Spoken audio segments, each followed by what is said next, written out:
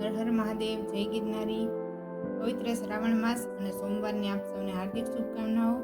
વાતો વિરલ વિભૂતિઓના પ્લેટફોર્મ પર આપ સૌનું હાર્દિક સ્વાગત છે। મહર્ષિ અરવિંદે કહ્યું છે કે હે પ્રભુ, તે બધા સંજોગો મારા કલ્યાણ માટે જ સર્જ્યા છે, એવી મારી શ્રદ્ધા અખંડ રહો।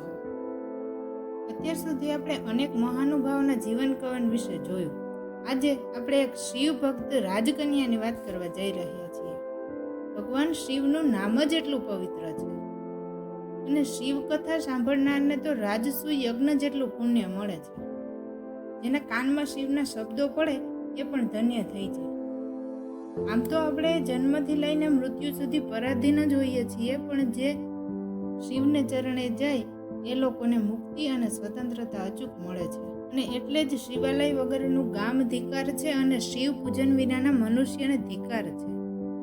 કારણ કે જ્યારે આપત્તિના સમયે મહાદેવે દેવોને પણ ઉગાર્યા છે અને મનુષ્યોને પણ ઉગાર્યા છે।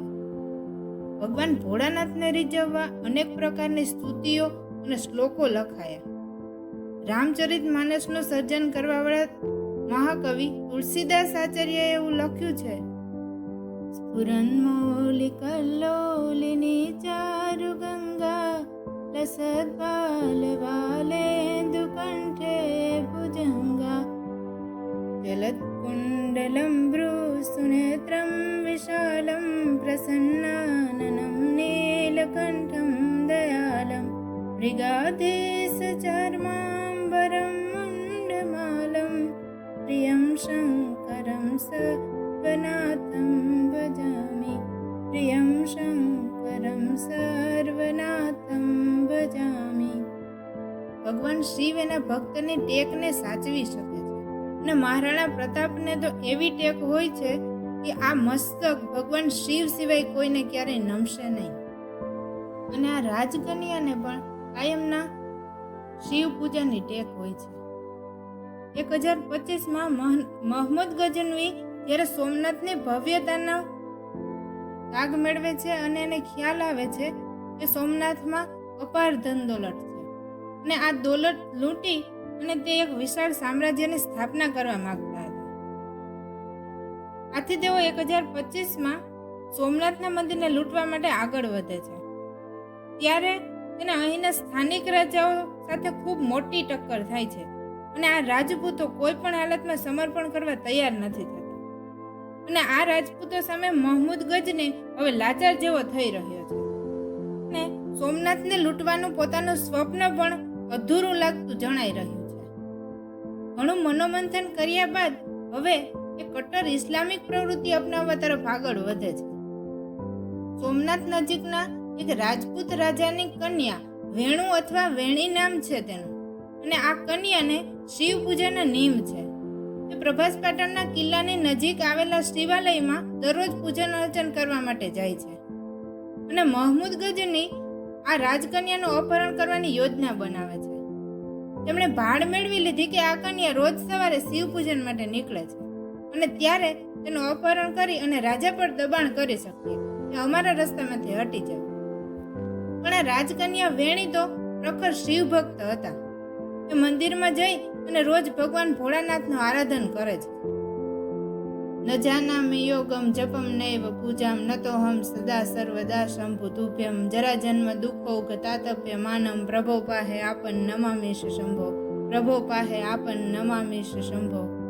આ રાજકન્યાએ જ્યારે મહમૂદ ગઝનીની ફૌજને પોતાની પાછળ આવતા જોઈ ત્યારે વેણીને જાણ થઈ ગઈ હતી કે એ લોકો મારો પીછો કરતા આવે છે, એટલે તેણીએ મંદિરનો દરવાજો બંધ કરી ભગવાન શિવને પોતાની રક્ષા માટે પ્રાર્થના કરી છે। કલાતીત કલ્યાણ કલ્પાંતકારી સદા સજ્જનાનંદ દાતા પુરારી ચિદાનંદ સંદોહ મોહાપહારી પ્રસિદ્ધ પ્રસિદ્ધ પ્રભો મન્મથારી। અને પછી તો ભગવાન શિવ એવો ચમત્કાર કરે છે કે જે ક્યારેય સંભવ નથી। રાજકુમારી વેણીની પ્રાર્થના સાંભળી અને મંદિરમાં સ્થાપિત સ્વયંભૂ શિવલિંગના 2 ભાગ થયા અને આકાશવાણી થઈ કે બેટા આમાં બેસી જા। રાજકુમારી તેમાં બેસી ગયા અને મહાદેવે તેને શિવલિંગમાં સમાવી લીધા. પણ તેમનું ચોટલું શિવલિંગની બહાર રહી જાય છે. અને એટલામાં તો પાછળથી સૈન્ય આવી પહોંચે છે અને રાજકન્યાની શોધખોળ કરે છે કે નક્કી મંદિરમાંથી બીજો કોઈ અન્ય રસ્તો હશે. પણ ત્યાં તો શિવલિંગમાંથી બહાર દેખાતા ચોટલાને જોઈ તેઓ સમજી જાય છે કે રાજકુમારી અહીં સમાઈ ગયા છે, એટલે તેમનો ચોટલો ખેંચવાના પ્રયત્નો કરે છે. પણ આ ચોટલો પથ્થરનું રૂપ લઈ લે છે અને સૈનિકોએ શિવલિંગ પર કરેલા કુહાડાના ઘા તથા શિવલિંગ પર ચોટલાનું નિશાન હજી એમ જ અકબંધ છે. અને આ ઘટના બાદ આ મંદિરનું નામ વેણેશ્વર મહાદેવ પડ્યું. જ્યારે સૈનિકો શિવલિંગ પર કુહાડા અને તલવારના ઘા મારે છે ત્યારે શિવલિંગમાંથી ભમરા બહાર આવે છે અને સૈનિકોને એક પછી એક મોતને ઘાટ ઉતારે છે. અને આ સમાચાર જ્યારે મહમૂદ ગજનીને મળે છે ત્યારે તે ખુદ અહીં આવે છે અને મહાદેવને નતમસ્તક થઈ અને માફી માંગે છે કે મહાદેવ, મારો ઈરાદો ખાલી ધન દોલત લૂંટવાનો છે, મને માફ કરો. અને ત્યારે આ ભમરા શિવલિંગમાં અંદર સમાઈ જાય છે. આમ સોમનાથથી થોડે દૂર પ્રભાસ પાટણમાં વેણેશ્વર મહાદેવનું આ શિવાલય હજુ ઇતિહાસનો સાક્ષી બની અને અડીખમ ઊભું છે. જો તમે સોમનાથ જાઓ તો નજીકમાં જ આ વેણેશ્વર મહાદેવના દર્શન અચૂકથી કરજો. આ સાથે ભગવાન શિવને સૌ સાથે મળી અને એક જ પ્રાર્થના કરીએ કે હિન્દુસ્તાનની દરેક દીકરીઓને સુરક્ષા અને સલામતી આપે.